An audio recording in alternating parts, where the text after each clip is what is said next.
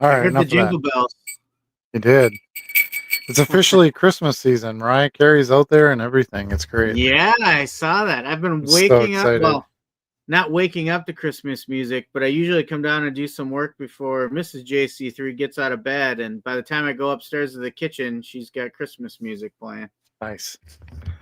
Yeah, I've been putting it on as much as I can, and I've been watching my vintage Christmas commercials. You know how I love that. Yeah. So I've been playing those, and yeah, it's official. So that's probably we don't have any specific topics tonight, really. Um, I think that's probably going to be our topic for the next few weeks, right? Because this is kind of our peak time of the year to grab those Christmas dollars as best we can. And so any feedback, any questions, anything that anybody wants to contribute in the chat, we would be happy to add to the show and have some discussion about it. But I think the biggest thing is to just make sure you've got stuff people want, right? You know, I mean, not like Yeah. you need to do that all year long, but I think the in demand stuff is what a shopper is going to be trying to get for someone, right? Yep. A little bit less of the outskirts type stuff and more of the um, sure Yeah. things.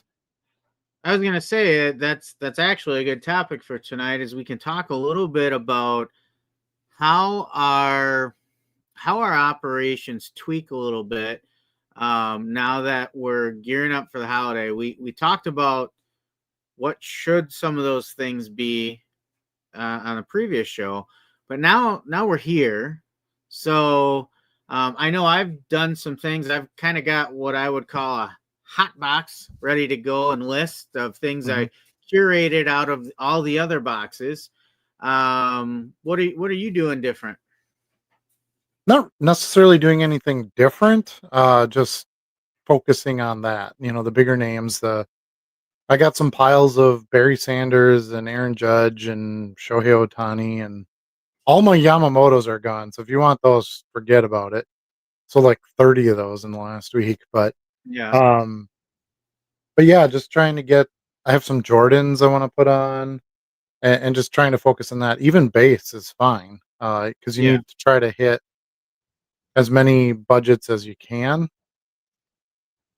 um, to try to make sure that you can appeal to all different kinds of Christmas shoppers. But I think something I'm gonna add that have never done before is I'm gonna add supplies because I have a ton of packs of sleeves, top loads. I don't have top loads in like factory sealed packs, but I have a ton of loose top loads.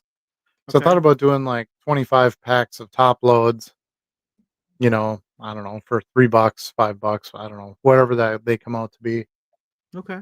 And just try to have something else besides oh excuse me, singles, to attract some buyers and just try to get some other stuff moving.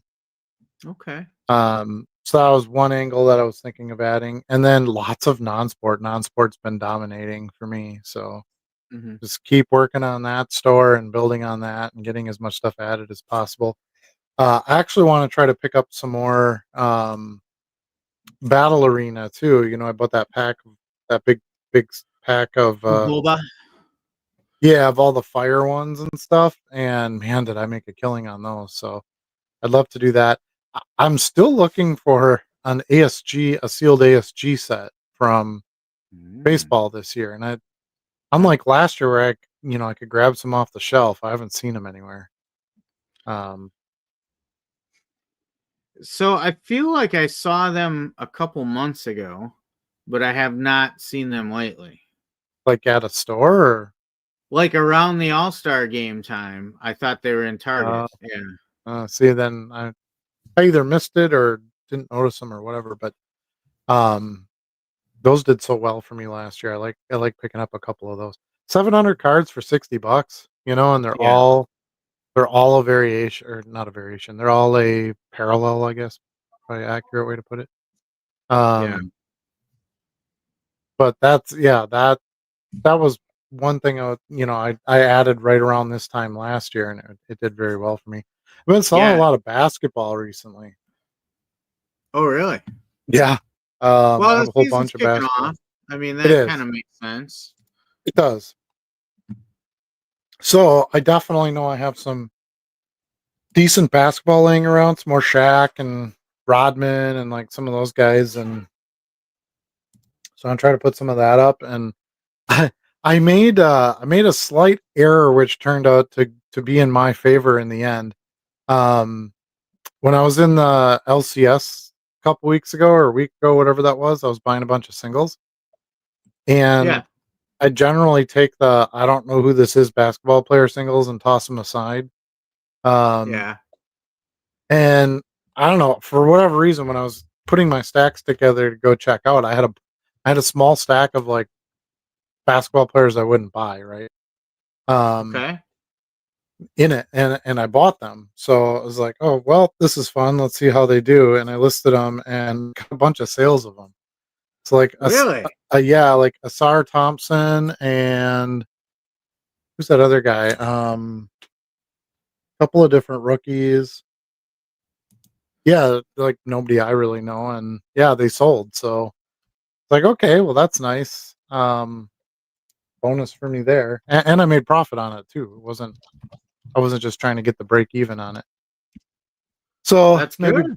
maybe basketball's back for a little bit. Sold a few Zion Williamson rookies. You know that's my play every year. I buy as soon as he fails in the season. I buy a stack of them out of dollar boxes and then sell him. You know he looks good, but for the preseason, in shape, ready to go. I sell him for $5 a piece, and then boom, he's back out again.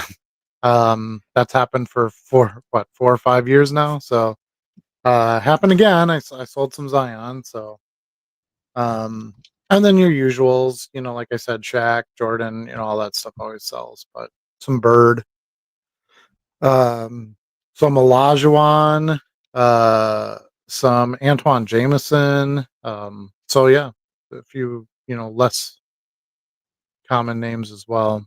Um, Nice. yeah, I'm Well, excited when that stuff sells because I don't necessarily intentionally put it in my store. It's just stuff I got out of some okay. other deal or what. It's not like things I Yeah. would have necessarily picked out of a box. For the record, 2025 Topps All-Star Game was released on July 1st of 2025. Yeah, I mean that makes sense. But I didn't get any. Now when I bought the sets last year, I bought them around this time of year. It was like right it wasn't quite the World Series yet, but it was baseball playoffs. So my had to Yeah. be like, mid to late October, I'm guessing. Um Yeah. so I've been kind of checking because it's like, well, are they gonna pop up this year? But I got some singles in that box buy I made down in Pewaukee a few weeks ago. yeah, yeah. Probably got 20 different singles out of that set. So Yeah, I've bought singles, the better names and stuff, and they've done okay. But the box set is nice. Plus, you get those 6 or 8 variation cards, yeah. which kind of pays for the set all on its own. Because Yeah. they're always of good players. Otani and Betts and those kind of guys. So yeah, let's see what else. I think it's just a matter of get your store loaded up, have good Yeah. pricing, do a little bit of promotions, ship on time, just trying to focus on the standards, um, to keep things moving. And especially when you have to remember this time of year, you're maybe not selling to your customers, you're selling to like people for your customers. So they don't know who you are, or how you do business. So you want to try to be at your best when you have new people That's shopping. that's very true. Yeah. So I said I was kind of this is kind of the hot box I was mentioning. So if I'm not doing anything specific, I'm just watching a TV or something like that. Like I don't know if you've been over since I got this, Adam, but I have someone gifted me an old lab table from a local college that went out of business. So I have a big work surface in the middle of my card room now. So if I'm just watching TV, I'll throw a big 5-row up, and I've just been kind of going through pulling out cards that I want to make sure I got lists for the holidays. So, like Barry Sanders holographics. I got an awesome variation as well. Ooh, nice. Yeah, things like Merino. So anything kind of different, the old airmail inserts. I know you've got some of those as well. Yeah. So grabbing things like that for football and baseball. I've been going through. Here's a few baseball type of things that I pulled out. So these are the Fleer Ultra. I think they were gold medallion. I think they were called. Yep. Yeah. So Barry Bonds, Randy Johnson. A lot of those Hall of Famers. This one I forget what this was called. Was this obviously it's another gold, but I forget the actual name of the. That was like Stadium Club embossed or something like that. Something I believe. Like that. Yeah. That's a gold parallel, I think, too, though. Yeah, it is. Because there's silver normally. A holographics launchers insert for Chipper Jones. Nice. all the shiny stuff I've been pulling out. Well, mostly shiny. I mean, here's a few. You can scan all those. Yeah. Here's a Nomar of the old 52. Nomar. I just sold one of those. It wasn't. Was it Nomar though? I just sold a 52. Is it thicker? Yeah, it is. Like a thicker card? Yeah, I just sold one of those. I can't remember what player it was. The Jeter stand-up. Yeah. So all of that interesting stuff, the Prism, the old Pacific Prisms, Don Mattingly there. Nice. Even some modern stuff. Like here's a Hank Aaron Decades die cut. So vintage player, but modern set and design. Yeah. I came across a lot of Jeter in that box. I don't know why I was sitting on it. You got to get Jeter listed, man. That's an easy move. Yeah. Well, liquid stuff. I didn't have a lot of listing time for a while, so sure. But that's kind of how I do it. Like right now, those 2 full rows are all baseball, and then just a little football. I still have more football to go through, and then I've got my non-sport to go through, and some basketball and wrestling. And what I'll do is I'll pick the shinier, flashier, more unique stuff out, and then I created a category called stocking stuffers, and then I add that category as a second category on everything. Yeah, that's a good idea. And yeah, I was going to point that out too, so I'm glad you said it. The shiny stuff, because when you're dealing with the collector, they're probably looking for specific cards. When you're it's trying to sell to the gift giver, which they're not going to know all the parallels and the sets and all that likely. Yeah. They'll just go, hey, that's a cool looking Barry Sanders cards. I'll throw that in with shirt I got him or something. Right. So that's a great way to the eye catching, cards are going to be the sellers likely. To the non-collector. Right. Mm-hmm. So yeah, I've been selling a lot of kind of unusual non-sport stuff recently, like artwork cards and things like that. So I have some more of that to list. I'm gonna try to get some of that up too.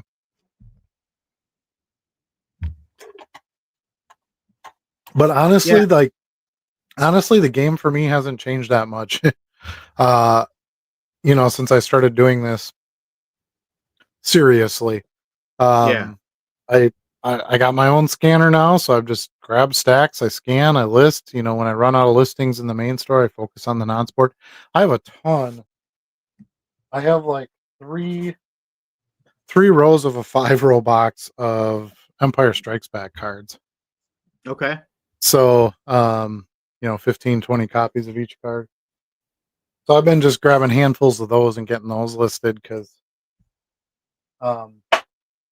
easy to scan. It never cuts off the edges. It's pretty simple and quick. So I've been doing that, and I'm selling a bunch as I list them too, which is nice. So, but I figure vintage Star Wars, that's going to be a good not non-collector gift giver category Mhm. for buying. Star Wars always does well over the holiday sales for me. So found a Yeah, I couple did couple pick up stacks of those. a Costco box of Star Wars. Actually, I got two of them recently. I got one myself a few weeks ago, and Hmm. then Mrs. JC3 came home from there the other day, and she brought one home too. I was gonna check. Um, maybe I'll do it tomorrow. But I was gonna see. I know the Donruss NFL ones are out now. I was gonna see if any of those were sitting there, but our Costco doesn't do very well with that. It doesn't. Usually the Star Wars, but I've never seen Pokemon in there. I've never seen NFL other than the Halloween packs last year. Yeah. But they didn't even get any this year. So, Not that I saw. yeah. So it's kind of unfortunate that way. But yeah, just trying to. I pulled that Santa Claus card out of the baseball holiday box. So made sure I got that listed right away. Yeah, that was awesome. SSP. Yeah, I was shocked. Um, so I'd love to get like more holiday boxes, or singles. Yep. So that might be something I do. I might have to go to a show here at some point I before did the end pick of up the November. advent calendar. I'm just waiting for December 1st. Where did you find it at? Or did you get it I at the can't tell LCS? you that. That's Oh, proprietary information. okay. No. It was at Target, I believe. Was it? Yeah. Yeah. Yeah, I haven't been in a Target in a while. Yeah, I mean, I got I have the Panini football one, which will be fun as well. But yeah, I'd like to get the baseball one. It'd be fun to have 2 packs each day to open. A baseball pack and a football pack. GBC was supposed to get some in when we met there that one time. He said the next week he'd be getting some of those in, or he was expecting some. And I was there last week, and he had the basketball ones, but he didn't have any of the baseball ones. Okay. So I don't know. I think, and the basketball was expensive. I think it was like $75 or something. Mm. Yeah, these are, I want to say $50. Which is fine. I'm okay with that. Yeah. But Yeah. it was like 75. I know it's, the first year licensed basketball product, blah, blah, blah. But Yeah. yeah. Yeah, and there's should be some decent stuff in there too. I do Aren't the just cards like aren't the cards just the holiday cards though? Like from the uh holiday box? I mean, there's different parallels that are exclusive to this. So it's got Sure. 20 of the regular holiday packs, Okay. one exclusive evergreen pack, 2 stamped original cards, and one original pack. So like 87 Topps baseball or something. That's what I'm thinking. Yeah. Yeah. Okay. Oh, 20 exclusive. Each calendar contains 20 exclusive holiday plaid parallels. Yes, that's right. You get a plaid parallel in each pack. Okay. 20 exclusive nice list inserts, which I really like. Okay. 3 exclusive die cut evergreen inserts. 2 exclusive holiday foil stamped buybacks, and 1 Topps original buyback pack. Gotcha. Yeah. That's fun. Yeah, I think so. I'll have it up behind me as we go along every Wednesday in December. Yeah, we'll probably do that for our shows in December. We can show what we got that week. Out of our packs. That'll be fun. But yeah, I plan to make that a regular thing each year. I'm glad that it's kind of funny because like nice advent calendars haven't really existed for that long. Like I can remember when they started showing up, where it was like 24 days of socks, right? You got different kinds of socks. Yeah. Or like that's kind of how it started. And then like Lego started putting out a Star Wars calendar for a few years. And it's like finally everybody's caught on and now they're putting them out there because it's just fun. I had that Christmas Story one last year. That was super fun. I got really cool parts out of that. Now it's Halloween advent calendars. That was the big thing this year. Everybody's putting out Halloween advent calendars. So I'm like, countdown to Halloween? That's kind of weird, but why not? Right? What the hell? Yeah, But cards should definitely do it. I mean, it's not hard to make holiday edition cards and things. You it's don't have to not, have is it? licensing for it. Right. And people love that stuff. Put some Santa Clauses in there somewhere and I don't know. So, but yeah, I don't think I'm doing anything drastically different other than adding some supply stuff and just still trying to pump up the non-sport. I'm only at like 14,000 listings or something in there. So I got a Okay. ways to go. I just I just don't have stacks of stuff at a time generally for non-sport, you know. I list when I have stuff and then a bunch of it kind of sells and trickles down and then when I get, more put it up, but it just doesn't come as quickly and as quantity wise as sports, which is why it does well, I'm sure. Yeah, I was pretty disappointed that neither you or I was able to make that Chicago non-sports show. I think Yeah. that would have been a nice trip to see what they had to offer there. Yeah, I think I was even kind of thinking that for an off year of the national, that would be our Chicago trip instead.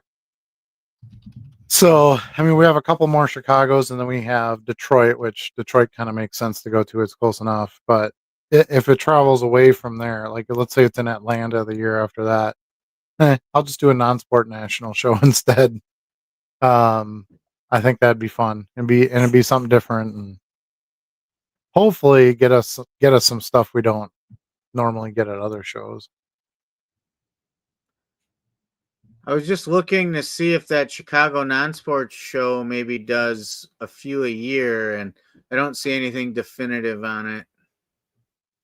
Yeah, I think they do like twice a year from what I've seen in the Yeah. past, but um yeah, it's just something to keep on our radar. I think it'd be worth a worthwhile trip. Should be a good sized show. Yep. We should be able to find something there. And I like the the beauty of non-sport is that the sky's the limit as far as variety, right? I mean, you can make a non-sport card of anything. Yeah. Um, so my mind is way open to non-sport stuff. You know, buy all kinds of weird stuff. If I found a an unopened box of like camper van cards or something, I'd buy those. You know, for Yep. the right price. Like the weirder the better. So I would love to. It'd be cool to pick up some wax and go through some diamond quarter boxes of just non-sport. That would be amazing. You know, we don't see a I'm lot of that. pretty sure I got a box back here waiting for me to dig into it that's got a few of those camper van cards in So there you it. go. Yeah, just a random, thing I was using example. But yeah, I don't think I want to do any drastic just for holiday sales. You know, I've done well every year during it. Just have my stuff out there that sells. You know, I'm keeping my promotions up for now. Try to get some eyes that wouldn't normally know where I am or look for my store. So Mhm, hopefully mhm. that continues to help. And then worry about that after the holidays. What I do with that. Um, but yeah, I picked up some more Disney stuff. I think that's going to be big sellers over the holidays. Um, there's a lot of Disney collectors, and then with some new cards and that, I think that that's a good thing to have. But yeah, as far as sports goes, just sticking to the big names that have a lot of collector base and trying to That get the casual shiny, fan would attractive recognize. cards. Yeah, exactly. Um, yeah, that's about it. Selling some other stuff. I got some random toys I listed. I sold a few Lego sets. I've got some vintage clothes, Packer jerseys to list yet. Let's see what else. Some toys, things like that. I'm trying to get all that stuff on in the next week or two. Sure. Um, because I should be able to move some of that as well. Yeah, and we talked about just gearing up all your supplies too, just making sure you got everything you need, making sure you got plenty of top loaders, bags, tape, envelopes, all that stuff that you need, card savers, so that you're not having to worry about it when a rush hits. Yeah, or not being able to get the stuff, if everybody's Yeah. out buying it. And yeah, card savers is, I got to place my next order. I seem to go through those so fast. Like I order 2,000 of them, like, oh, this will last me a couple of months, and then I turn around, I'm like, Chris, this is my last pack. I got to order again. Yeah. It's a good problem to have, I suppose, but yeah. So yeah, I think you want to be ready because the sales are going to pick up. I feel like the last couple days sales have really picked up for me. Okay. Um, non-sport's been like steadily increasing over time, and we're still on kind of that consistent pace. But beginning in November, well, middle of October to beginning of November, so like 3 weeks in there is generally like my worst sales of the year. It has been the last few years. So I don't think it's necessarily anything I'm doing, but um, I'm starting to see that like climb back out of that now. So it seems Hmm. like it's a little earlier than it normally would be, which I'm okay with. But I think a lot of people are just trying to get if they've got money, they're trying to get their Christmas shopping done because, who knows what's going to happen with prices and tariffs and things like that in the next Right. few weeks. Um, so I think people are just, if I got the money now, I'm just going to do stuff and and have it, and be ready. I mean, I don't know about you, but I think Christmas shopping habits have altered drastically in the past decade. Um, most people was like Black Friday, and then you kind of did your online shopping after that. Now it's like, I mean, we almost kind of buy Christmas gifts all year long and just kind of sock Yeah, stuff away, kind of. right? I mean, I think that's more norm. Like when I used to tell people that, I'd be like, "Yeah, we're almost done Christmas shopping," and it's like late August. Yeah. And they look at you like they're like, "What? You are?" And now I think more and more people are doing that. It's trying to stay with the budget. If you're looking for, Amazon type stuff, they do Prime Days in October, so I think people are, snagging Christmas stuff for that. And Christmas stuff is in stores early and earlier every year. Yeah, it Um, really is. it is. So I think like I think the holiday season is just different than it used to be. It's not okay. Last week in November, the hammer falls and everything gets bought at one time. I think I'm starting to see more sales now because people are doing things earlier. Sure. So we'll see, I guess. As long as it picks up and stuff sells, I don't really care when it is. Just as long as it's happening. I did take my non-sports store. We should talk about this. Kind of have some things actually relative to eBay. I did drop from the dynamic promotions on my non-sports store, Okay. down to I'll just say a much lower percentage. I'm not going to say what percent it is, but kind of as an experiment, just to see will this affect my sales. And I wanted to make sure like it when it charged me, it actually hit me for that percentage. Um, and then it's a little bit of a process, right? Because you have this plan established, right, for your listing. So I had to go and kind of end that, start a new one, get my listings into it, yeah, at those promotional rates and things. So I kind of wanted to go through that process and see how that was before I try to do the big store. Um, so it'll be interesting.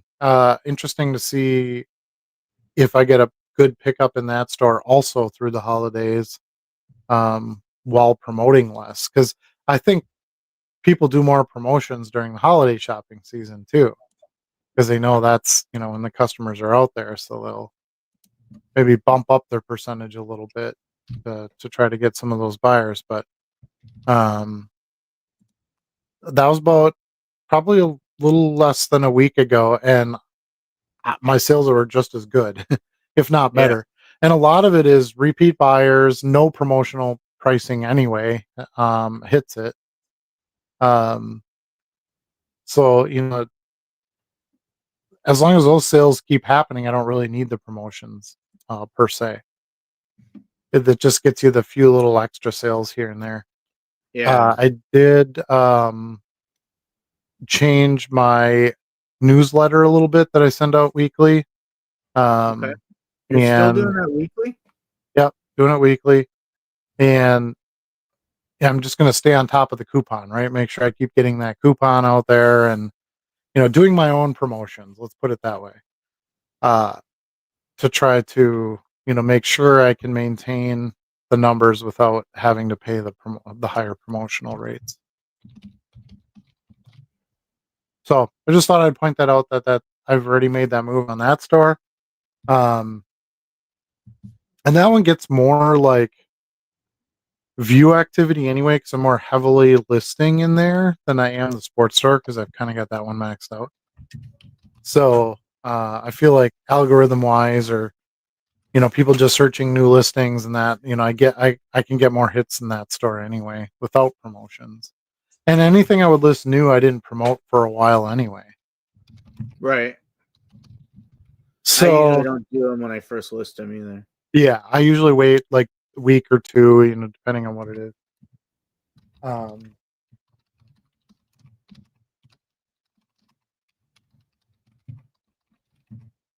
Trying to think what else. Yeah, I think that's about it. It's there's no really reinventing the wheel on something like this. I don't think. Might try to do a couple live shows. Um, I think that could be good during the holiday season. And I have to get a couple more whatnot live shows in order to try to meet their requirements to get like the upper tier sales. You need 1,000 sales and so many live shows and that kind of thing. Um, and the sales are coming in, so I'm getting through that number, but I need more live shows. So when's the last live show you did? Oh gosh, a while ago, May, June, May, I think. Yeah,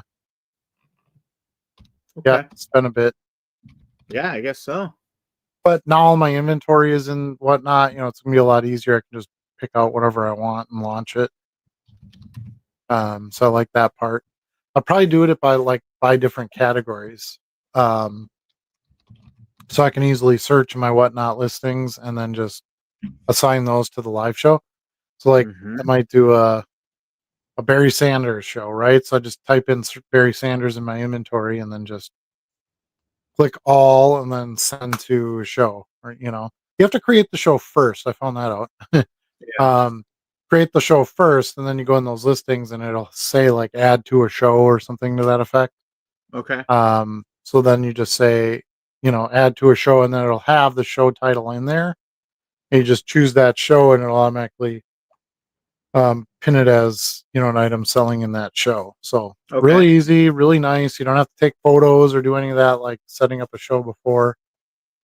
Or use a generic listing number, which I know a lot of shows do, just so they don't have to do pre-listed cards and that. But I still think it's better to have the actual card listed in there because you can get pre-bids on it, or if you have a buy it now price, somebody could just buy it out, so they don't have to deal with the live, auction. And so I think it's kind of worth it, especially like I said, since you don't really have to list anything; it's already there. You just have to send it to a show. Okay. Um, so that's my plan for that. And this was with whatnot, of course, would be where I would do the live.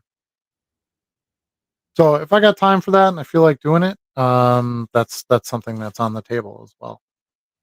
Just a couple of, I would like to do one like maybe Black Friday would be fun, or Cyber Monday, one of those kind of peak days. I know everybody's going to do a show. I get that, but there's also going to be a lot of buyers, and it's going to be a lot of uh, non-collector buyers. It's going to be, Christmas shopping. And, um, so I don't know, be fun to try it and see how it goes. Sure. So how about you? What's different for you in holiday selling than rest of the year? Yeah, much like you, it's not like I changed my whole operation. I didn't change my promotional strategies, my sales strategies for the holidays. I did some things prior to us even starting to talk about the holidays. Um, I I'm still listing the same amount every day. It's not like I'm ramping up my listings because I never really stopped listing on a consistent basis. Um, I did, as I said, create some a new category, updated some of the promotional images on my store to be more holiday themed. I typically only do a quarterly newsletter, so I haven't really talked about the holidays too much on that. Although I think I did send out a coupon that was holiday themed a few weeks ago, and I kind of talked about holiday shopping there. I mentioned the new stocking stuffers category, I believe. Um, That's a good so idea. yeah, just a little bit of marketing stuff I did. Um, I started pulling out some high visibility items for the casual shopper, and I'll continue to do that. And I just give those a little more priority in listing. Like, I'm still going to list X amount per day. I just want to make sure some are that, you Right. know. I'm still listing base cards. I still have bags of cards I pre-scanned for when I'm short on time, and a lot of those are kind of base stuff. Like, this is pretty much all base wrestling. This is like 2012 base baseball. This is Topps Holiday Baseball. It's a lot of base in there. I So was I keep, impressed that the 2025 holiday stuff was in Car Dealer Pro already. yeah, it did get in So there pretty I fast. basically I took the box I bought and I scanned the whole box and listed it. It was Yeah, pretty amazing and easy yeah, because even like the glitter cards scan pretty well, hmm, because they have like a plain border. Uh, yeah. Everything but the holiday ornament essentially I threw through the scanner. Really? Yep. So I Yeah, mean, I'm to I'm take your still whole not as box and aggressive with the scanner that as you are. yeah, my opinion's changed on that quite a bit because I don't really see any difference in the sales Okay. from some of those cards. So, and I kind of showed you my trick on if the card doesn't scan well, what I do to get around that and still Yep. have it look, have a personalized listing for it. So, Yep. that's pretty quick and easy, and I got that down. So it just makes more sense because that was the thing where one of the biggest reasons I didn't scan the shiny stuff was the scanner always cuts it off, so you Mm-hmm. don't have a full card. Yep. I even listed some that way because I got fed up with that. I'm like, screw it, I'm just going to list it, and the cards sell anyway. I don't know how much the photo really matters on a lot of cards, especially like modern base, right? Um, but I didn't want to continue with that. I don't want to list, pictures of cut off cards. So found a really good alternative to that, and that's working really well. Um, so yeah, just keep that scanner hot and moving, and keep going. Trying to pick up more non-sport. That's if I'm want to really do anything. That's probably the biggest thing. Get a bunch of gaming stuff to list. Um, which listing gaming on Car Dealer Pro is not very good compared to a lot of the other stuff. I It would doesn't agree with find a lot of that. So even like this is the Star Wars Imperial or whatever what that game was called. So I got a bunch yeah. of like foil, and none of this gets found. I'm like, how do you not have a Star Wars trading card game in there? This they're made by Decipher, it's a good brand. Yeah. Um, the game lasted for several years. Like I don't understand. And the cards are cool, right? Yeah, they're nice. Um, so it's like, man, I gotta go back. And even these two, like the DC versus cards, those aren't in there either. Like what the hell? Um, so yeah, so it's like I got a bunch of all the stuff from I think we talked about this a little bit last week, the Weiss Schwartz stuff, Okay. Yeah. The Japanese. It's like these are all the different foil parallels, and That's the Weiss Schwartz, which I did sell some Weiss Schwartz this week, so I was glad to get some sales out of them too. But you can't scan any of that in because none of it's in Car Dealer Pro. It's really annoying. Yeah. So anyway, that's probably going to be the biggest focus is just to keep pumping on the non-sport and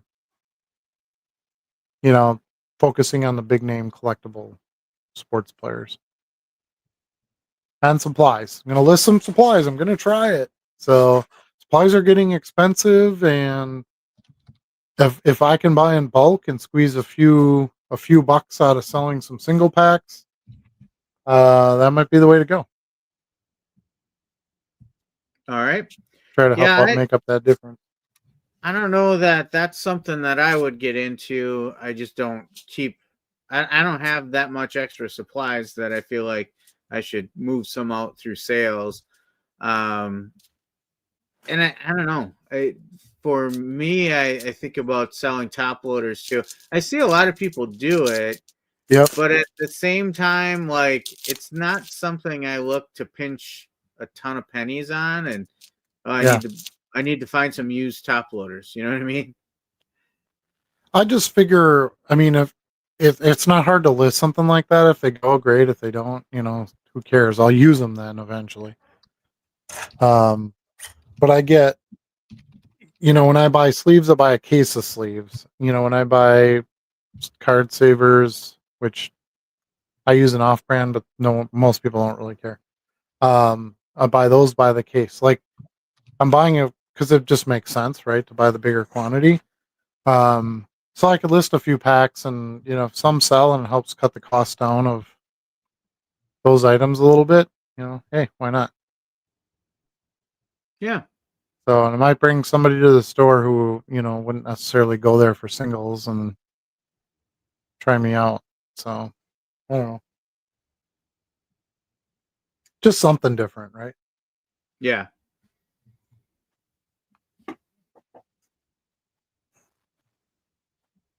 I got a bunch of Coors cards too to sell.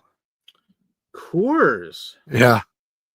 Nice. Coors beer. Yep. The banquet beer. Banquet beer. So yeah, I mean, look at this set. I was like, oh, a Coors beer set. Like, why the hell are there so many cards? What's going on with Coors that needs 300 cards? Yeah. I don't know how well they'll do. I'm like, well, maybe I'll scan a stack and just see how it does. But they're nice looking cards. But it's like the history of Coors, basically. There's a bunch of them that are, like logo stuff, and here's one that's like a poster. Yep. Yeah, I don't know. They're kind of weird, but Coors Golden Beer. Look at that. I mean, it's backwards to you guys. That's classic. Yeah.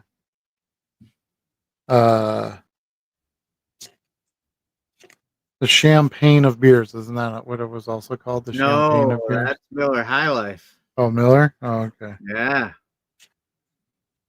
Yeah. I don't know. It's just something different. Trying out some different stuff. I mean, I paid like nothing for them, so yeah, that's the best time to try something. But I thought they were kind of neat. They got gold foil on them. Like, their quality's decent. So yeah. I haven't tried to scan them yet, but assuming they're in the Car Dealer Pro system, it would be a quick 2 batches of scanning, and those would be listed. So not a lot of time involvement.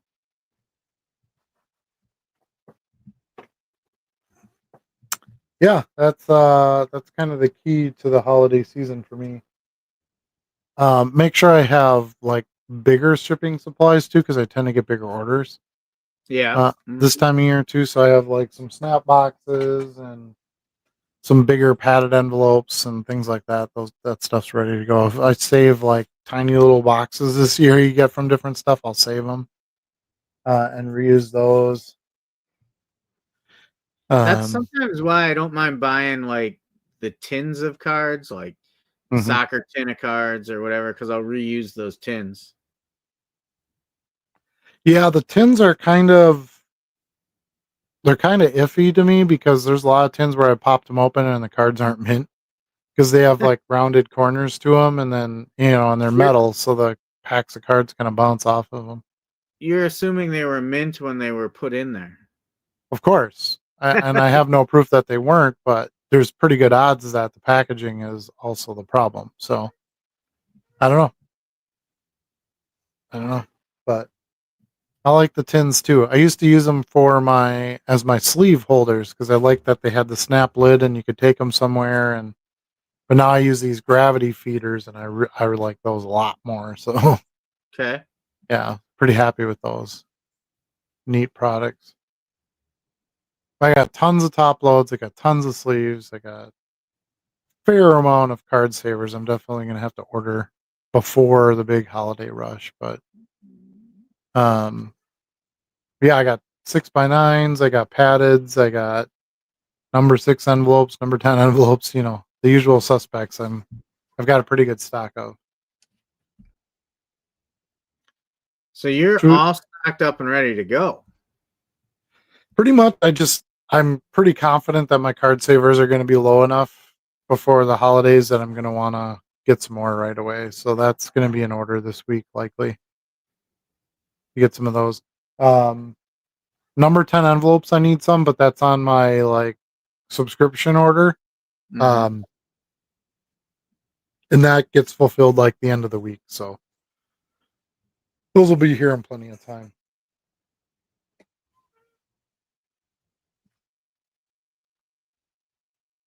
Yeah, I can't really think of anything else. I would love to start kind of adding some items into my store that aren't card singles. So like merchandise items, or that's why I thought I'd try some supplies and see how that goes first because I have them Okay. here anyway. Um, I'd love to see if I could do something additional, have additional income in there with something else, but still in the same, you know, hobby, right? I don't want Yeah. to go out of cards necessarily, but um,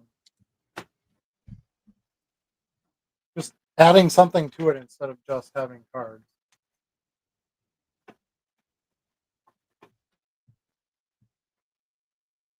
What are you digging for there? I knocked the envelopes off the thing when I was over there looking at them, so now I had to stack them back in there. It's ever evolving with supplies because it's like, here's my stack where my you know envelopes go. Great, until you grab a bunch of them. Now that stack gets weird because it's out of size, or you added a bunch of new ones because you got some more supply in, and it's just constantly feel like I'm adjusting it more so than Sure. cards even.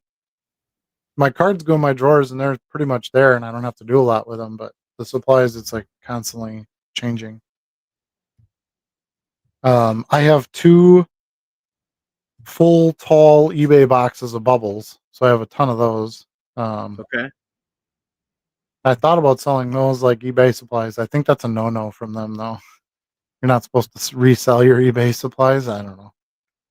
I heard That that somewhere, probably is a no-no, but kind of tough for them to keep track of all that. and I don't know why they would really care. Like, it's your stuff, you can sell it. But Yeah. anyway, I got bubble wrap that always comes in handy. I got plenty of one touch bags for inventory and for bagging up my top load sandwich orders where it's multiple cards that go in a bag. Sure. Um, Whatnot's funny because a lot of my sales on there are single cards, but then I send them in a bubble mailer. It Okay. still feels weird.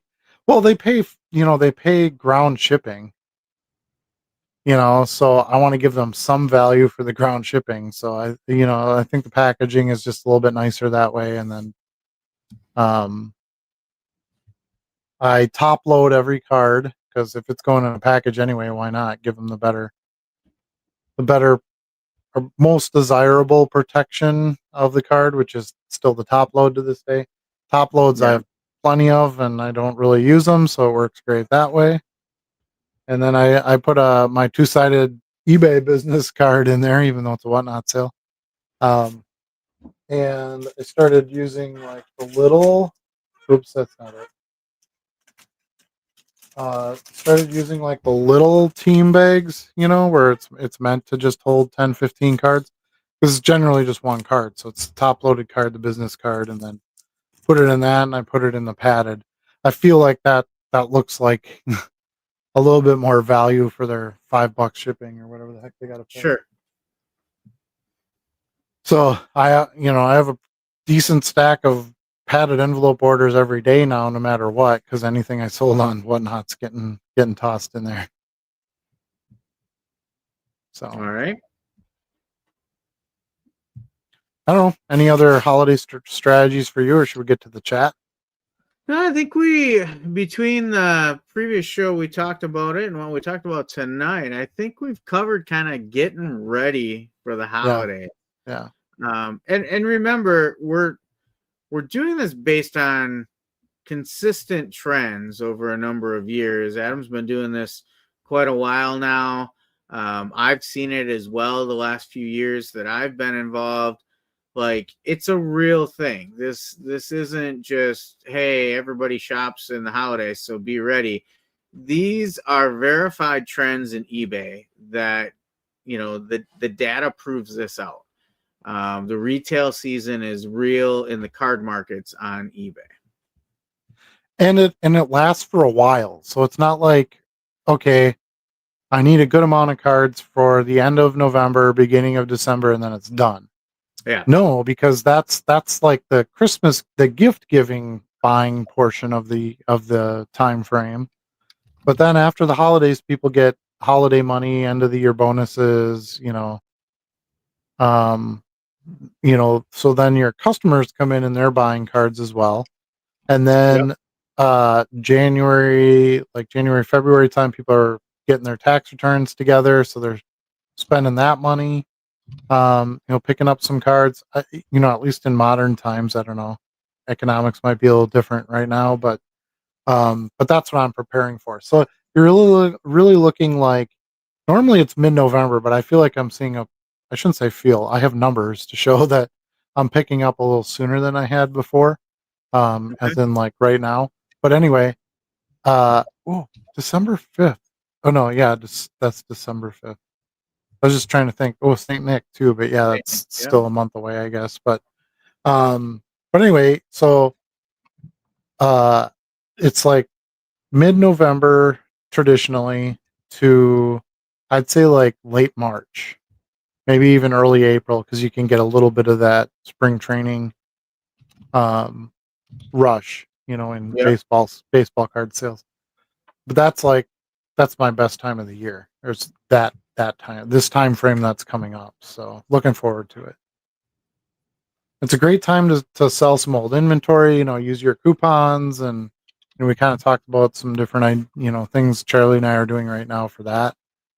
Utilize that. You can should be able to get a bunch of that older stuff out too. All right, let's go to the chat. Let's see what's going on. All right, let's do it. Bill Simus is here. He says, "Waza, Waza." First True. in tonight, Bill. Ooh. Yeah, he's not messing around. You get 1,000 points because the points mean nothing. 1,000 points. Isn't that how it was on like Whose Line Is It Anyway? They would just award some random amount of points. Yep. Yeah, that show was glorious. It was amazing. Wolfie Joe is here. Howdy. Always good to talk vacation mode store strategies. Good point, Joe. There's a lot of people that take vacations, get away from the business for a little bit during the holidays. I'm not one of them, but I know me either. I'm not going anywhere.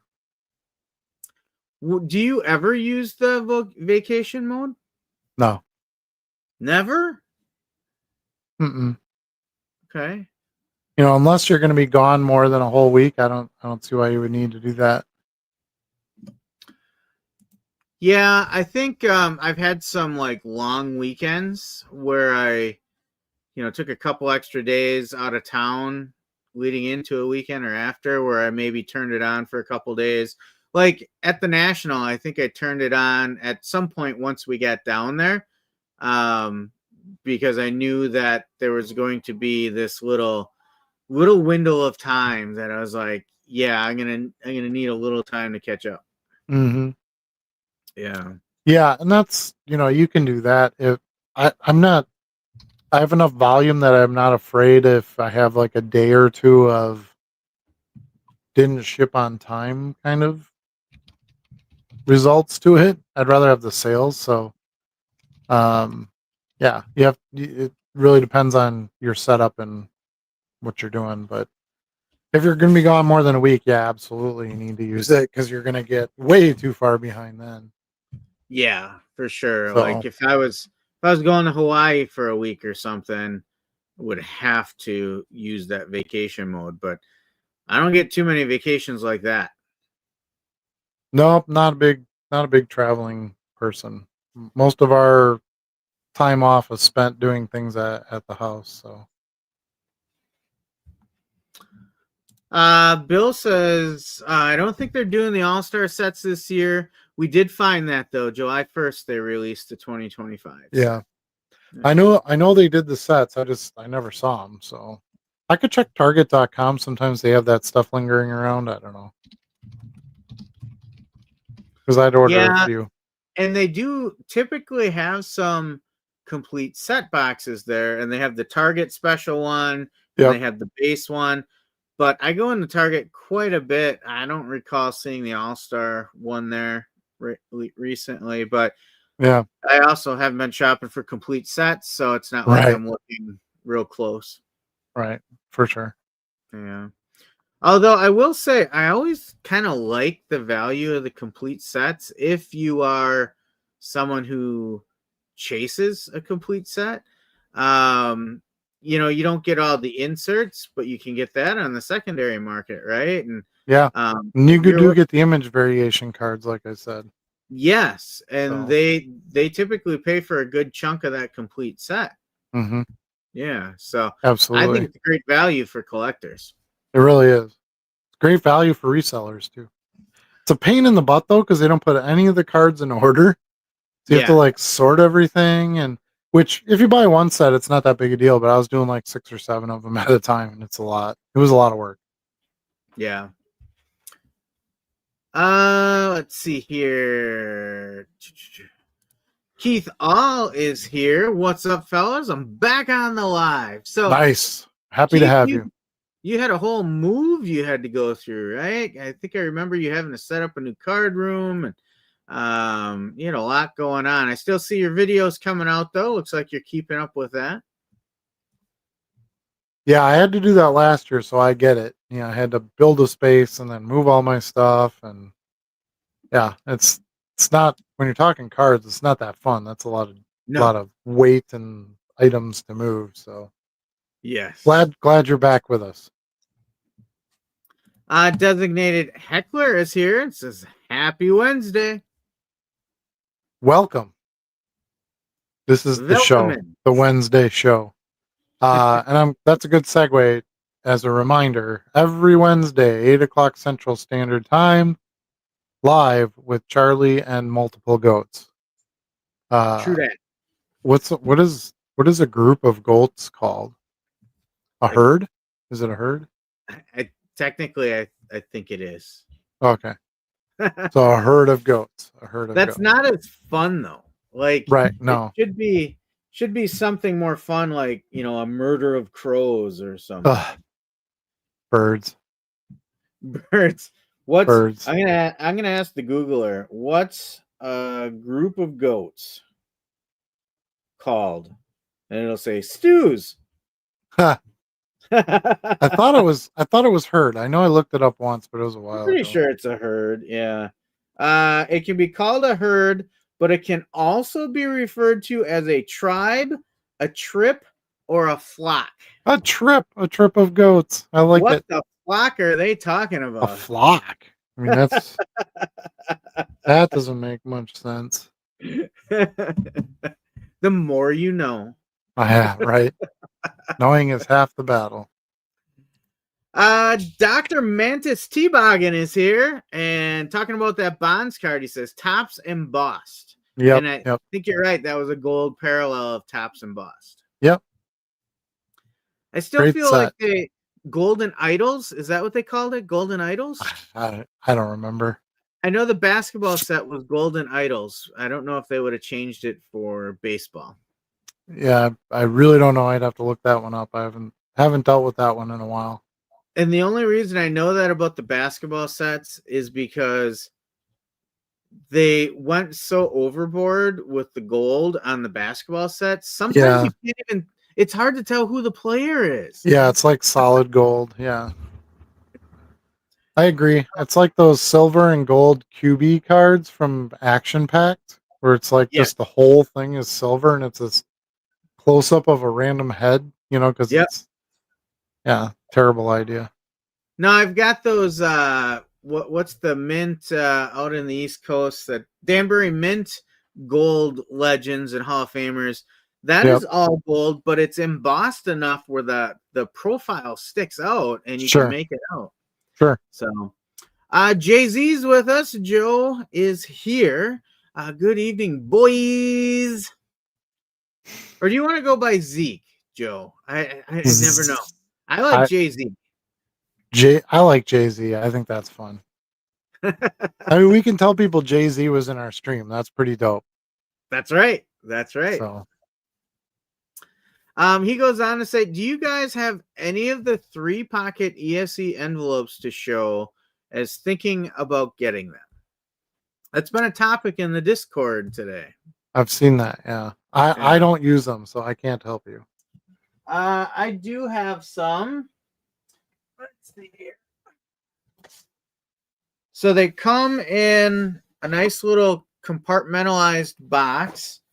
And you'll see that in mine, one of the compartments is a little lower because as my boys got into the business, at one point, one of my boys was taking the envelopes from this kit instead of replenishing from the normal envelopes and not using the rest of the stuff. Oops. So, there are 3 parts. There is kind of a standard envelope. It's got some eBay branding on it. There's the inner pockets. So these are the pockets. I'll show you that a little closer in a second. And then there's a cardboard backing for a little more structure. That looks like this. So you get the 3 parts. And these pockets, there's one middle one, and then on each side like that. And they can fit depending on the thickness of the cards. You get some thicker cards, you might only get 3 in them, but you get some old 80s cards, you can get like 8 or 9 in each pocket, right? So it just depends on what kind of cards you're shipping. And then you just got to think about the weight and keep it under 3 ounces. But I don't have any loose cards next to me to actually put in the pocket. But you fill up that pocket, you put your cardboard behind it, and you stick it in the envelope all together. You got all 3 pieces together. They're pre-adhesive envelopes. So you don't have to lick them. You just peel it off, close it up, weigh it, and print your label. So they're flexible enough to go through, the ESE program, even with that cardboard in there. So these 3 pockets are really the same concept of what Adam does with the 6x9s with Card Saver side by side. When you have them side by side, you create crease points so that it's flexible enough to go through everything. So would I use as many of these if I wasn't able to use the subscriber credit for it? Probably not, but I think I would still try to have one case on hand for certain orders that I just prefer to put in them. I probably use it more because they're free, but if I had to pay for them, I'd probably be more selective. But I think I would still want at least one case around. I think they serve a purpose and in the right orders. There you go. That's all I got to say about that. You order them from the eBay supply store on eBay. So if you're not Correct. sure where to get them, that's where you get them from. And these pockets are fairly snug as you're putting cards in there. Like they will go right up against the edges of those adhesives. In fact, a lot of times you give it just a little gentle pressure and it'll lift up the edges of that so that you can more easily slide your cards in there. This seems oddly suggestive when I do this. I don't know. Should I just keep doing that the rest of the show? Oh gosh, that's even worse. I don't know that I ever want to see that again, Adam. That really damaged me last show. Well, what happened to our show? All right, so there's our 3-pocket ESC envelopes. If you do want to see more, I do have a video out there of how I use them and putting some cards into there. So feel free to check that out at JC3 Cards and Collectibles. There you go. Designated Heckler says, sounds like the holidays are super busy for you. Does it negatively impact your sourcing of cards? Do you find yourself sourcing seasonally? Probably that's probably a yes and no answer. Not that really helps you, but I source when I need to source and when I can get out and get stuff and there's shows going on and that kind of thing, because that's where I buy most of my inventory. But you know, I don't know that I don't source just because it's busier with sales and holidays. If I can get the right stuff, I'm going to buy it. And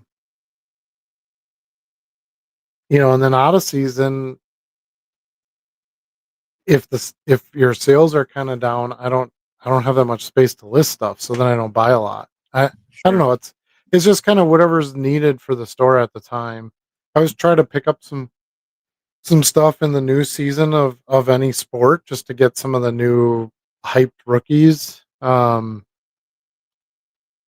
low end cards, of course, just to try to take advantage of some of those, like baseball prospects or top 13 draft basketball players or soccer, guys from the soccer league that are new in the Premier, rookies in the Premier League, football top draft picks, that kind of stuff. But other than that, I don't really buy too much seasonally because I'm buying like Joe Montana and Tom Brady, and you can buy those guys anytime and you're going to be okay. Yeah. So, but when you're growing, you need to do a lot of sourcing. Like Charlie and I went to a show every couple of weeks. If not like a couple shows in 1 week, and just tried to get as much inventory as we could. I have a lot now. I have a lot of good stuff that I can still list, and so I don't have to get out there and get a bunch of stuff. But in the same light, you want to get some of the new hotness too. Jackson Dart, right, is like, he's a hot rookie this year. Well, I don't have a ton of Jackson Dart cards, so if I want some, I'm gonna have to get out somewhere and try to pick stuff up. So it really depends on what you need. But yeah, stacks of 90s players, stuff like that. Yeah, I got a bunch of that, and I can keep that stuff turning over. Jackson Dart, I feel bad for that guy. Like, fell into a great situation, and then his 2 stars go down for the season. Yeah, it's kind of tough, but in a way, since it's his first year, it's kind of nice because it sort of takes the pressure off. He can just play and try to get his game down, and then next year there's going to be a lot of hype for. Well, now he's got these weapons back. Can they win? So it's kind of like practices for him right now. Yeah, in the sense that I don't think they're really expecting to win with that kind of devastation to the offense, but they're practicing their plays and they're getting through stuff so that everybody's ready next year. And those guys are back. Right. Designated heckler specifies he means lots of sourcing in the fall and then again in the spring to recover from all the holiday sales. I mean, that is kind of how it works, to be honest with you. And I like sourcing in the spring because that's the hype for baseball, and the prospects and the call ups and all that kind of thing. Does really well for me. And then, when you're kind of sourcing in the fall, you're sort of sourcing for the holiday season. So once that's done, then, you're kind of buying then for like Super Bowl, football playoff run is probably the biggest thing that, you know, pushes me for what to buy. Um, yeah. So there are cycles, but I don't think you have to be as strict. Like, oh, I have to be a buyer now. I got to go find stuff to buy. Like, I don't ever want to be in that position if I don't have to, because then you're probably not buying very smart. Right. I am Grumpy is here and actually sets us straight. I think he's right. The All-Stars weren't in factory sets this year. It came in a 4-pack box of 20 cards, or Bill says he thought it was the All-Star mega boxes, not the complete sets. And I think they are right. Now that they say that, I think that's the difference this year. Okay. Well, that's not as cool, but I get it. It's not as cool. Well, I just like buying the set. You got 700 card. You got every card that was made, and then you got, I don't know, 6 or 7, whatever the heck it was, of the image variations. And for me, I don't buy a lot of boxes, packs, bulk modern baseball is not a big buy for me. So I like the sets because then I have all these different players, and not every sale in baseball is a big name player. There's lots of team collectors. There's lots of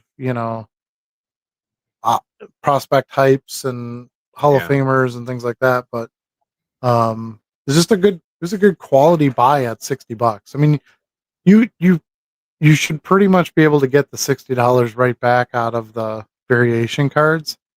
So the 700, ASG stamped cards are essentially free at that point. Mm-hmm. Yeah. So anyway.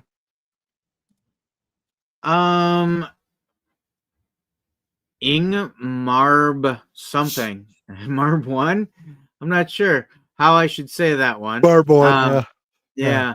But do you ship thick cards in a regular envelope? Well, it depends on how thick. As long as it's under 1/4 inch, yeah, I'll ship it in a regular envelope. Yep. It's all about the weight and the size. So as long as you're under those two, absolutely goes in an envelope. Yeah. That was a piece that I was very uncomfortable with when I started this. I was freaked out all the time about how am I going to ship these thick cards. And I will tell you today that 99% of the memorabilia cards I send out go out ESE. Absolutely. Either in a regular plain white envelope or in my 3 pockets. The 3 pockets are nice sometimes if I'm pushing a little closer, because then it folds this way on each side versus my regular envelope, it's just folding this way, right? Yep. So every once in a while, I'll choose to use those over a regular PWE. But I do have, occasionally I have some cards. In fact, I got one handy right here that I know that there's no way that I would get these out in a ESE. These are actually in my show value boxes. I'm not listing these on eBay because the corners are kind of rough and the shipping issue as well. But it's these Packer helmets, and you can see that's really thick. So I'm pretty sure when I checked these originally, I actually keep these little mini tape measures around because they're really handy to measure these. And then I can see this is right at a 1/4 inch. So I'm not gonna play with that line. Like when I get that close, I'm like, okay, I'm gonna bite the bullet. I'm gonna ship them someplace else, or I'll put them in a box to sell them at a show where I don't have to worry about shipping. And just know if they're thicker when you list it as package shipping. That's all you got to do. So when it sells, the buyer will pay the package shipping, and then you just put it in a bubble. Yeah. Now that does, since I went and picked up that card, that gives me a little example. I can put this card in the center pocket of this eBay 3-pocket just to show you. So that's that card in there. I normally would have it in a card sleeve. That one's in there raw. I don't ship it like that, but you can kind of see how that works then. Now I've got wings and I can just fly it to the customer. Red Bull envelopes. Kidding, of course. But yeah, I would put another 5 or 6 cards typically on each side of that. Each pocket is individual of itself as it's going through the sorter then. That's the genius of this, is that you're really shipping 3 different ESEs together. Yep, exactly. So, all right. Jay-Z says, Cooter, I knew you were the only one I knew would have the 1991 Pro Set Superstars Danny Minogue, as needed it to complete my set I sold. Yeah, I appreciate the order. I did see your message on the purchase, and hopefully you got the card. I sent it out a while, well, I shouldn't say a while ago, a few days ago. So hopefully you got it already, or it'll be there shortly. But yeah, I appreciate the purchase. I love those Pro Set Superstars cards, so I will keep on listing them, and hopefully people will keep buying them. So I'm glad I was able to help you build your set. That's what it's all about. Yep. We don't sell cards. We get collectors in touch with their needed cards to complete their sets. We sell dreams. We sell dreams. Jay-Z says, no need for card savers. Not in the 3-pocket. Just sleeves. Just sleeves. In fact, you wouldn't be able to fit a card saver in those. Now, like I said, I threw this one in there raw. It actually would have been easier with the card saver because sleeve, because it reduces a little of that paper friction. But yeah, anything I put in that 3-pocket, each card is individually sleeved, and that's it. Now, you may be thinking to yourself, well, isn't that kind of risky? Aren't the cards going to get damaged? Because everybody's used to a top loader or a card saver. And we had a show all about this one time, and I'll repeat my answer from then. Science, engineering. So the way you make things stronger is you layer them. That's how like steel is made. It's layers upon layers, right?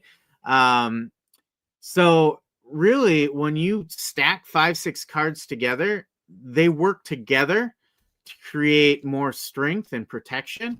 And that's kind of what makes those three pocket cards work as well without a card saver or a top loader, is they're packed in there tight together.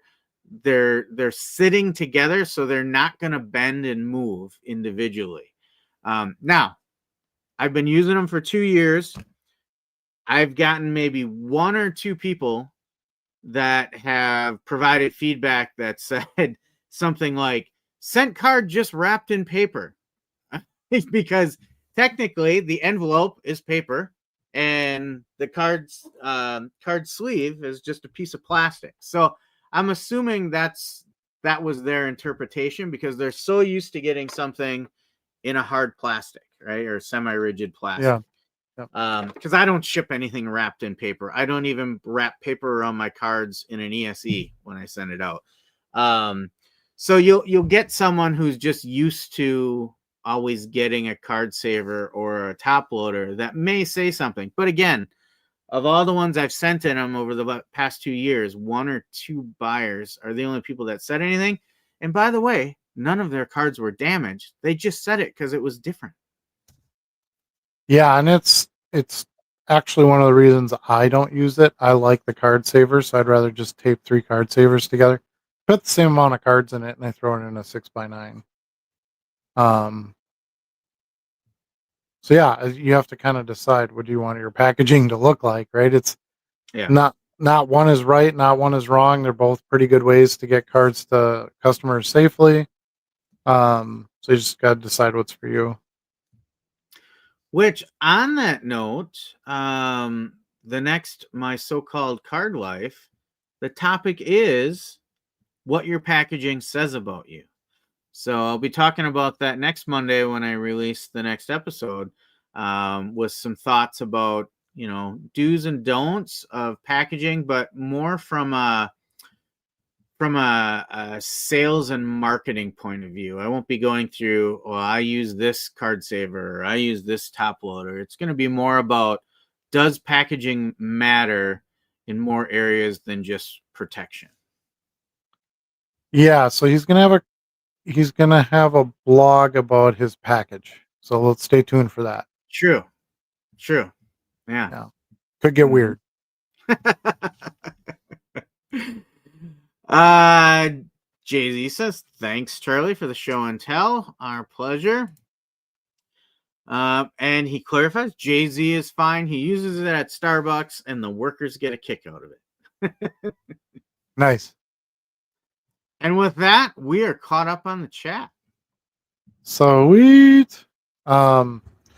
Yeah, we didn't really get any other ideas from any of you, so feel free to throw in the chat if you want about what you do kind of to prepare for the holidays and stuff. And again, I don't think it's, you don't have to do anything real drastic, or should you do anything real drastic, but Yeah. just be a little more attentive. Send out a few more coupons. I like Charlie's idea of creating an extra store category for the season, throwing some cards in there. Um, Send out a newsletter if you haven't done it. It can be a great way to get some information out. Um,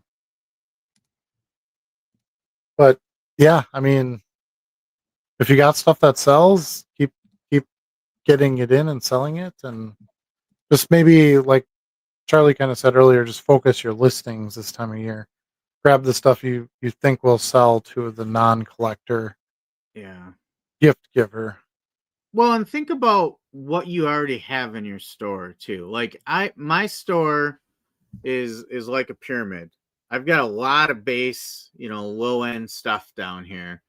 I don't have a need to slam more stuff in there every day. So I can afford to totally shift and say, let's fatten up some of those upper layers a little bit too. Yeah, yeah. Um, I really like holiday products. I like Santa cards. We've talked about that in the past. That's all good stuff to put out there. Coca-Cola, polar bear cards are, things that just kind of make sense with the holidays, to get that stuff out. Trying to Yeah. think of,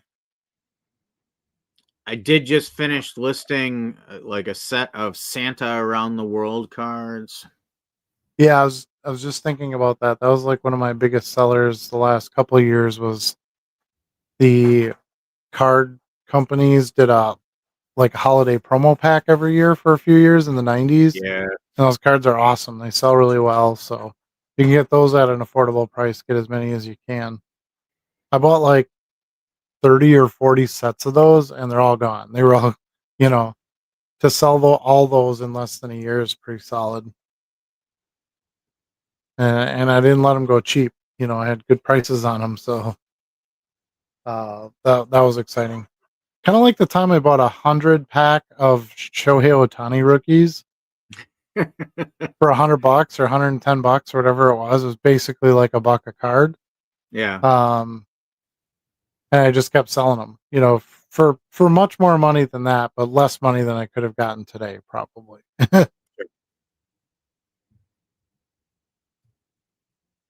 Yep. Absolutely. Oh, looks like we got a new chat. You want to throw that one Yeah, up, we or got I can do it a otherwise. couple in there. Let's see. Adam, you mentioned that you aren't sure pictures really help the sale. How do you feel about eBay categories? Are they worth the time and energy to list um, with correct coding? So we actually talked about this a little bit last week. I showed my direct link to my store.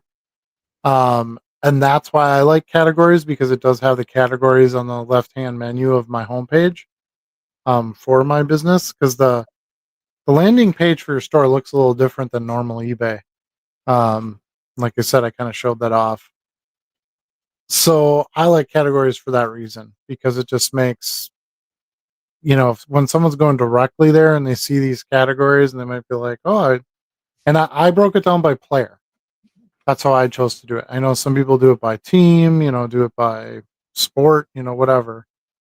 Um, but like I have a Barry Sanders, store category. You click on that and it's going to be all the different Barry Sanders cards I have for sale. So, um,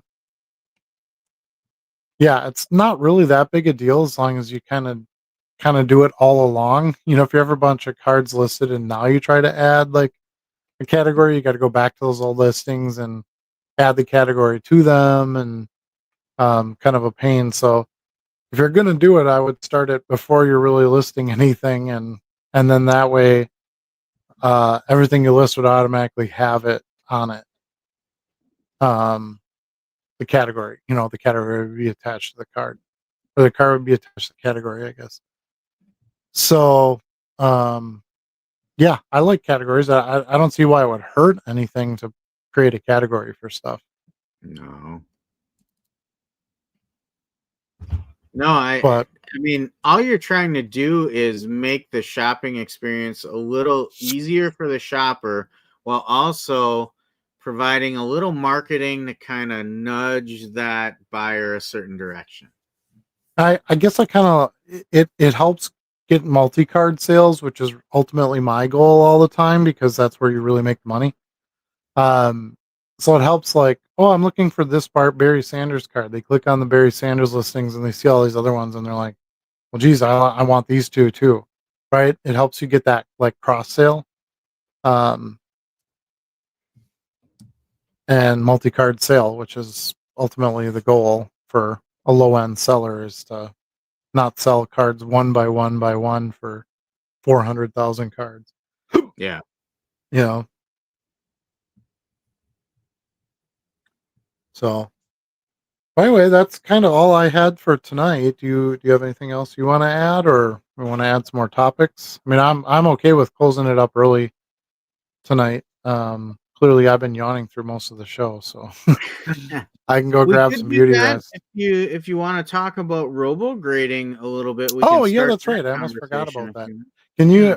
You know what? I'm gonna let you. Why don't you throw yourself on here? Okay. Um, Throw me in the background. You start, because you're the one who did it. You can start going through it. Show some Yeah. images and stuff. I gotta Yeah. run and grab something quick, and I'll be right back. All right. All right. Sounds good. Yeah, so we've talked in the past. Adam's very vocal about his thoughts that he'd love to see like a grading vending machine where AI grades it. Um, and I share his thoughts in that. Like, I think there's a lot of subjectivity with human graders. I get that they're probably the only ones that can grade that eye appeal factor. Well, I don't even know. I think AI now can put a finger on what eye appeal means too. But I always go back to that example of a grader can be having their worst day ever, and then you put a stack of cards in front of them and try to assess it. Is that the best version of that card, right? Like, of course, they're going to have a negative view of that card because they're having a horrible day, right? So I did want to give AI grading a try, or as the brand I went with calls it, robo grading. Some of you may have seen me talk about it on my show as well. That company is called AGS. I'll share that with you here. Share a window and AGS. There we go. There you go. AGS card grading. Get your cards graded with artificial intelligence. Oh, and Adam's still on. Just so you know, Adam, you're still here. You're just on the side. Um, so don't go changing or anything, Adam. Now's not the time for that. You didn't hear me ripping on you, so. No, were you ripping on me? I said I didn't fully take you off the screen, so don't go changing your clothes or anything while you're back there. Oh, that would get people to hang up real quick. Yeah. So anyway, so I chose to go with AGS. Some marketing hit me, and I read through it, and I was like, oh, if I'm going to take the plunge and give one a try, why not do this one?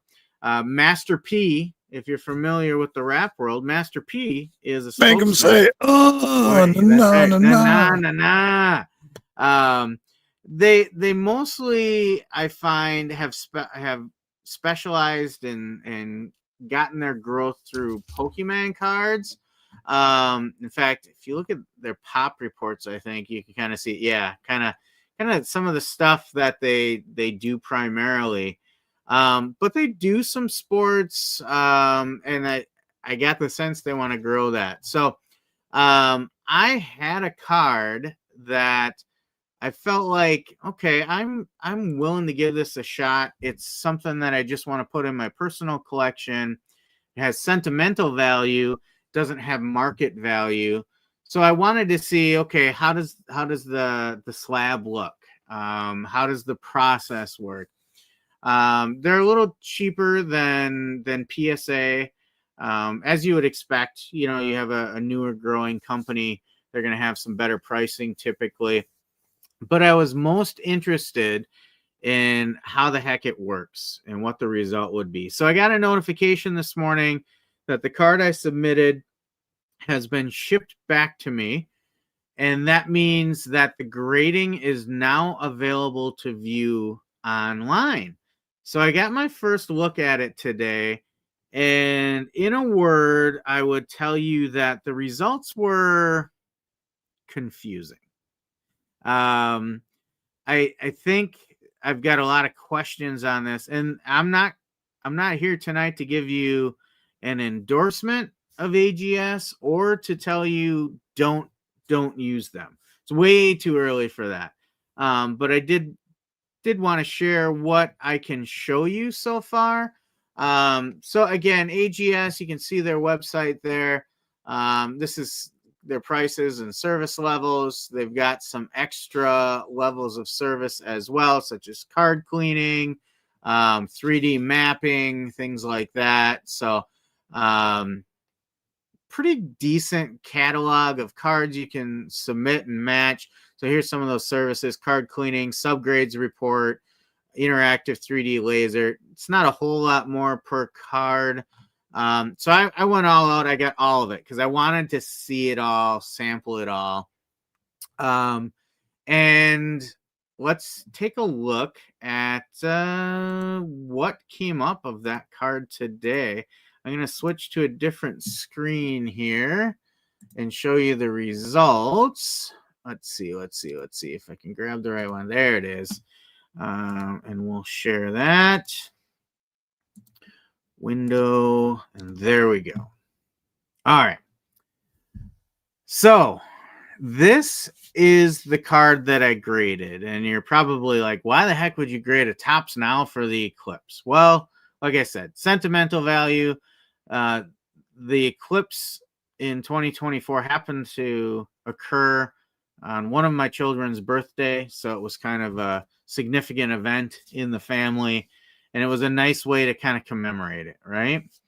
And again, like I said, I just wanted to see the slab eventually and judge would I want to do anything else with this. So the card is currently in transit, but I'm able to look at my grades, my subgrades, and some very peculiar things came up in this. So this is a 2024 Topps Now of the total solar eclipse. And you can see here, my overall grade came back as a near mint 7. Okay. Which this card I bought from Topps. It arrived well packaged, on a little bed cushion in a hard case. It immediately went into a top loader where I saved it because I knew I was going to do something like this one day. So I would consider it uncirculated. The imaging here, you submit a photo with it when you do your submission, and they take that and they do this little, kind of 3D imaging of it. That I think that's kind of cool. I like that. So you can see what you submitted, and you can see this card just roughly looking at it. Centering, there's really no border, so you would expect centering to be good, right? And the edges look good. I can personally vouch that corners had no bends or anything like that. And these are the primary grades we got on this. We got centering a 10 overall, surface a 9.7. So minor flaw they found someplace. Edges, though, this is my first tip off that something's a little weird here. 5.8 on the edges. And you look at these, and it's nice that I use a high-res color background for these images, the Haystack one, because you can really see that those edges are crisp and clean. So makes me wonder kind of how they would get a 5.8 on the edges. If it was a 9 something, I'd be like, yeah, whatever. It's microscopic, that's not that unusual. In corners, a 9.4, I can even deal with that, right? Even though I don't remember seeing any kind of creases. But so when I got the overall grades, not overly concerned, except when I saw this edges 5.8. The subgrades is where it started to get really weird. So I'll show you those. So the front of the card, centering was a 10, surface was a 9.5, edges were a 3. So I think of a 3 and I'm like some raggedy vintage card that's, been in 100 kids' lunch boxes tossed around. Like 3 is an extremely low number. And corners a 9. And then I looked at the back and everything was a 10. And I'm thinking, edges are typically kind of both sides are going to show that. Wouldn't you agree, Adam? Yeah, I would think there's some exceptions. So like Fleer metal, where the metal's only on the front side. You see chipping on the edges, whereas on the back you don't really see it. Yeah. This isn't that kind of card. It's mainly just a paper card. So it should be it should be pretty much the same on either side. Now here's my theory on this, because I thought about this after you sent it to me. Mm-hmm. Now it's AI doing the grading, and I think what they're seeing is, because it's black, the card is essentially black all around the edges. It's seeing everything micro on that edge. So these cards come in a big sheet and then they got to be cut, right? So you're gonna see, maybe like a little paper fuzzy, on one spot or something to that effect. Yeah. And it's being that picky that it would see something like that and then downgrade the grade because of it. That's the only thing I could really think of. Yeah, that's possible.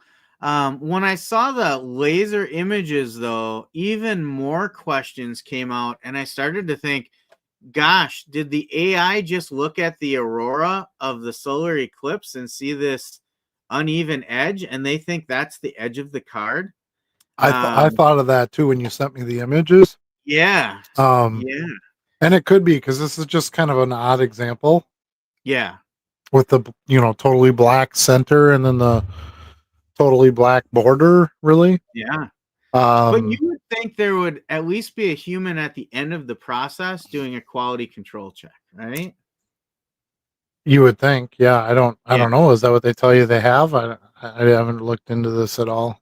Yeah, I haven't been able to confirm yet. I did send in a message tonight to customer support to just say, hey, I just want to double check this because some things look a little unusual here. Yeah. So we'll see what they send back. But that imaging I was talking about, hey, and look at that. I got a pop one. Ha. What'd you get for an overall grade? A 7. A 7. Ooh, ouch. Yeah. Yeah, I got a near mint 7. So here's the laser generated images, and this is where it continued to get very strange. So this is the front of the card, and I do like they put the little centering guide on there. Yep. But what do you notice about that card? The red lines that are on it. Yeah, but look at the card itself. It's not square.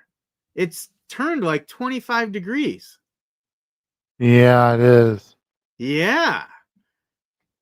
So I've what the seen heck? I've seen my scanner has done that with cards once in a while. Where it has them like Absolutely. slightly angled. Yeah. Maybe because of how the tops now is written on there, it kind of throws it off. I don't know. But this is what's supposed to be driving my grade, these images. Right. So here's the second one, and there's this highlighting of red here, which first Yeah. tipped me off that something's off. Because there you can't really see it in this image because it's covered with the red, but there's other images where you'll see a white line come across here. And I was like, did that whole corner get bent? And after a while, I realized, no, that's the flat horizontal top of the card that's going across this image. Right. But they painted it red like that is a negative impact on the quality. Yeah, I don't know. This maybe wasn't the best card to try this with. Yeah, here you can see that line a little bit, but that's the top of the card going across. Right. And if I show you the backs are perfectly normal, as you would expect it. Right. So they do the same type of thing on the back. And then you also see this little speck of white. That's not any chipping. That's the end of the Topps, what do you call it? The Topps logo, the reflective logo that they stamp across it. So, so anyway, very, very confusing results on that. And I had a lot of questions, so I did reach out to them. So I don't know if anybody else has ever experienced anything like that, but if I would have got this back and it was a 9, I wouldn't have probably even looked as close as I did here, right? Like we're all used to submitting something that you think is perfect and nobody's ever touched it, and it comes back with a 9 or even an 8. But when I saw that 3 for the edges, I'm like, this is not right.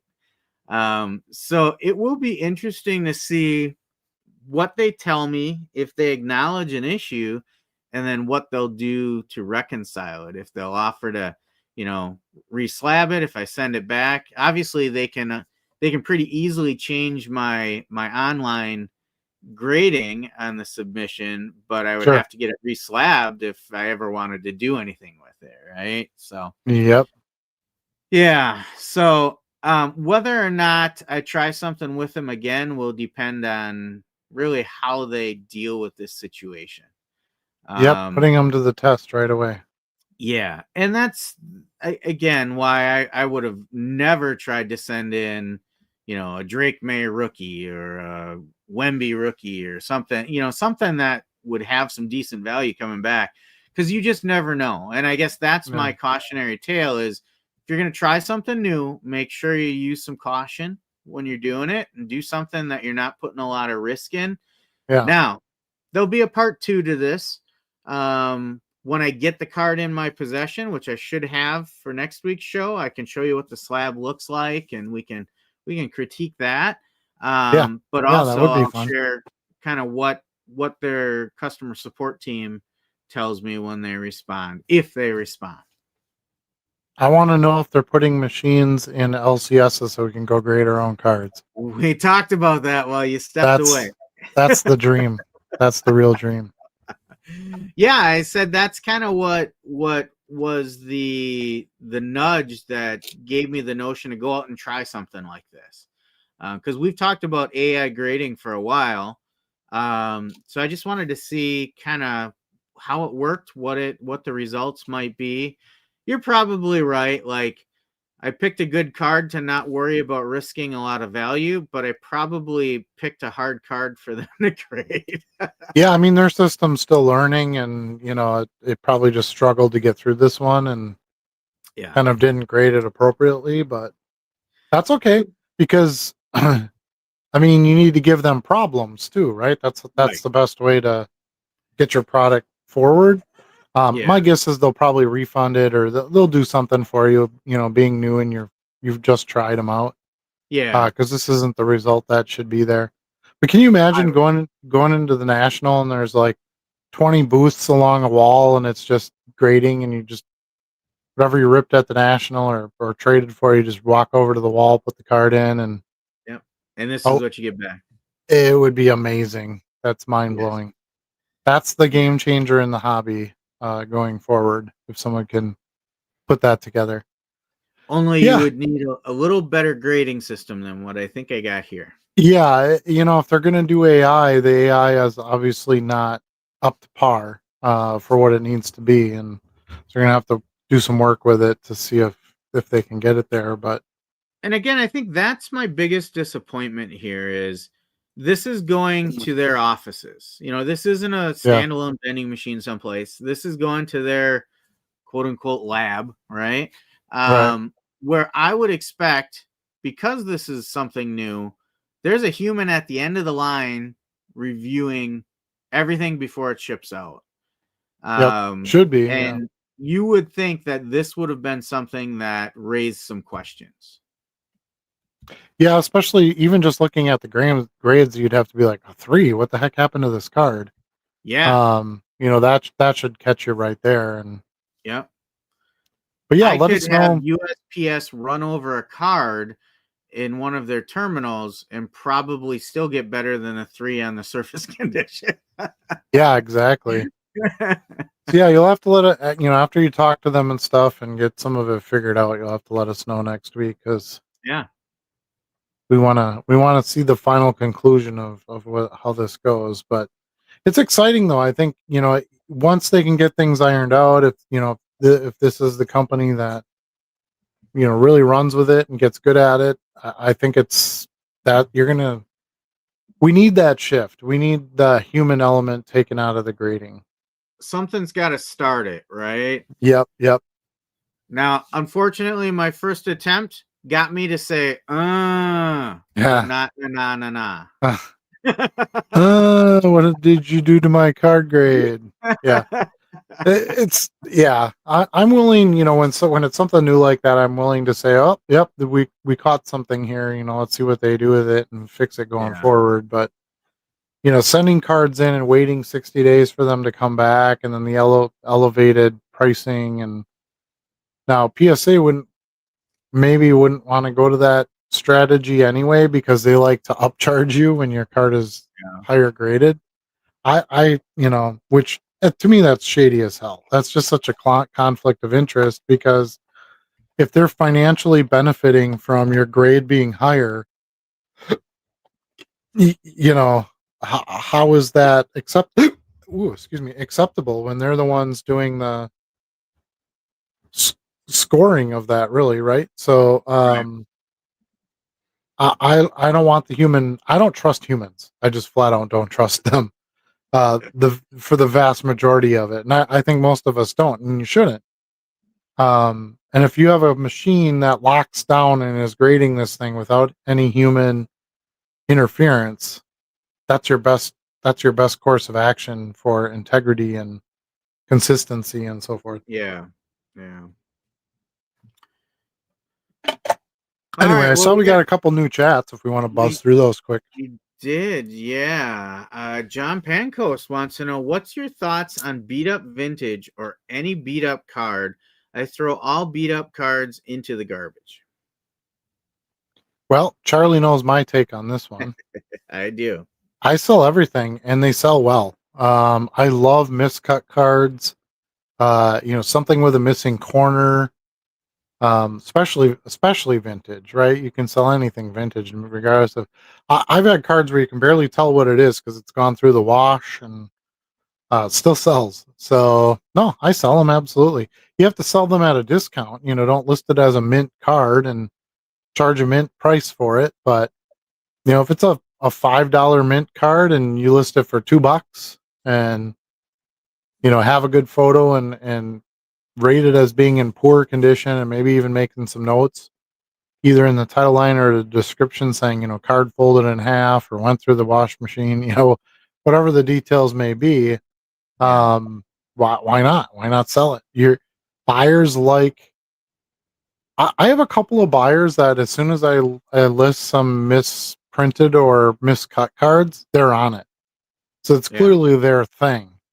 So you can't just assume everybody wants super minty cards because that's not really true either. There's all kinds of different types of collectors. Yep. Yeah, we're similar in a lot of ways on that, especially like vintage or big names like early Ricky Henderson or something like that. Like a lot of them will be fairly beat up where I might list in very good, something like that, not notch it down a couple times. But they still sell because they're big names. And anything vintage, agreed. We've talked to about, there are a lot of buyers that can't afford the Yep. super minty cards that are iconic, so they get kind of these placeholders in their collections, right? Where we do differ a little bit, I think, is if I have more so in modern cards and even some 80s 90s non-sport, if I see, gosh, I see sales on this, they're not super strong, but everything that sells is near mint and they're still only getting $1.50 to $1.99, I might not list my banged up cards because I just feel like the competition is too strong for things in better condition. Yeah, and then I buy them out of your discount box and I sell them Yeah. for full price. Yeah. Yeah, no, I don't. To each his own. I just feel like some people really like the character in cards. So cards with some issues or writing on them or something like that. Um, I don't know if you remember this. I haven't shown it in a while, but I had bought a little stack of like 60s baseball or 50s baseball. I don't remember where they were from, but I wanted some vintage baseball. And there's a bunch of cards where it's like there's a mustache drawn on a Yeah. dude and glasses drawn on somebody. That stuff sells. I have buyers for all that. That's all gone. I think the cards that were drawn on were one of the first ones to sell.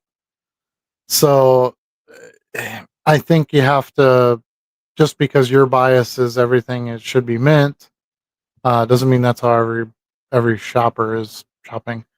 There's a couple of big name collectors that collect PSA graded stuff and they only buy ones, PSA 1. Yeah. Because they're like, it's for my own collection. I know I can get the best price on a 1 versus anything else. That's what I'm going to buy. So the slabbed strategy can backfire on you too and get you less money. Sure. In a situation like that as the seller. But yeah, so I don't throw any cards out. The only cards I really throw out is if it's got something on it that I can't identify or remove. Could be some kind of biomaterial, I don't know. Sure. If there's something chunky on it and it doesn't just brush off, that's when I kind of draw the line and I toss it. Anything else, if I don't want to list it on eBay and it's not that kind of stuff, then I throw it in my value boxes. And some of them I give away as freebies with other orders. Others I sell at shows. I find uses for them. Givvies? Are they givvies? Givvies, yeah, for Ugh. those thick cards, bruh. Don't be so 6'7".